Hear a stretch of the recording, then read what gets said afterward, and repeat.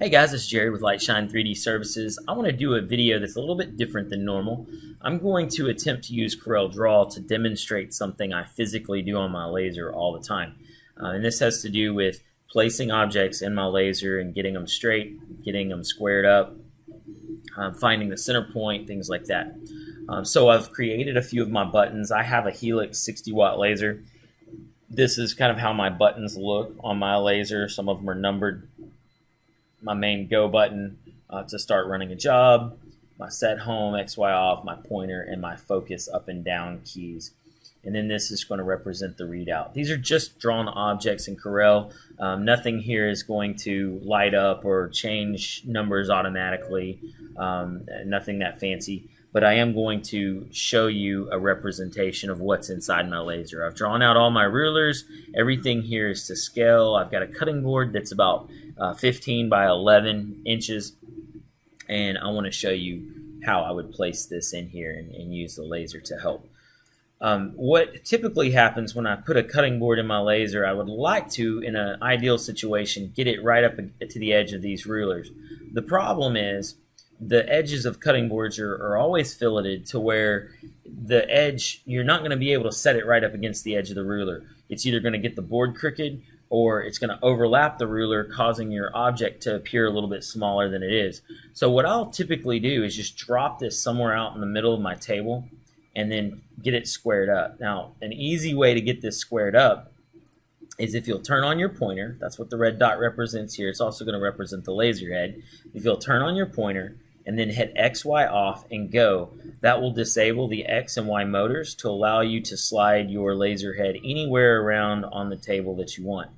And so what I'll typically do is slide this over to an edge, and then I'll get my cutting board lined up with that edge on the, or where the dot is, the red dot is, and then I'll move my gantry down and I'll watch this red dot as it moves, and I'll see if it stays true on the edge of my cutting board.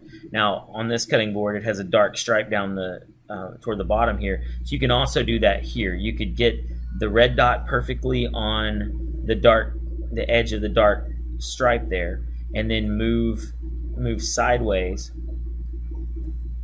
And as the red dot moves, you can see if it moves off that line or stays true on that line. And that'll tell you if your cutting board is square on the table. You can build some sort of jig that works as a square if you want to. But I typically do this because I just drop the cutting board out in the middle. I don't even care where it is in relation to my rulers at this point. Okay, while I still have X, Y off and go enabled to where it disables my X and Y motors, I'll move the red dot right over to the edge, typically the left edge of the cutting board, and at this point I'll hit set home. And what that does, it sets that as my home position. Now that was just a temporary thing to reset these numbers here. So when I hit X, Y off and go again, it's going to reset this to 0, 0. So what I'll do is I'll start sliding in the X direction. I'll slide over until my red dot is in the edge, centered with the edge of the right side, and then this number will read something like, I'm just going to make up a number, it'll read something like 15.02. And when I see that number there, that tells me that, okay, the true width of the cutting board, as I need to know it, is 15.2 inches.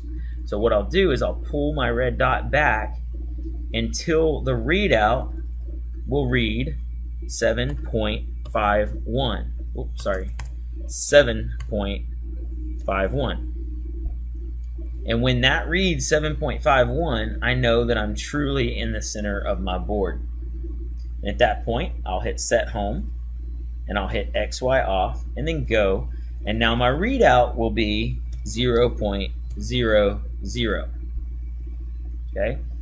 And I'm fine with that. Now, I could repeat this process vertically to find the center point this way as well. It works the exact same. Now, I would not move my gantry in the X direction, positive or negative at this point, because I've already found my center point of my board. But I could move my red dot straight up, and get the measurement there, reset it, come down, get the measurement, so that I know the true length of this board here. And then when I pull it back to the middle, I would watch for the number. Whatever the full length of the board is, divide that number by 2. When it shows up here, you know you're at your true center point for your object. Once you have that, you simply hit set home and you're ready to run your job, as long as you've set your option for center engraving, whether it be center or center page center.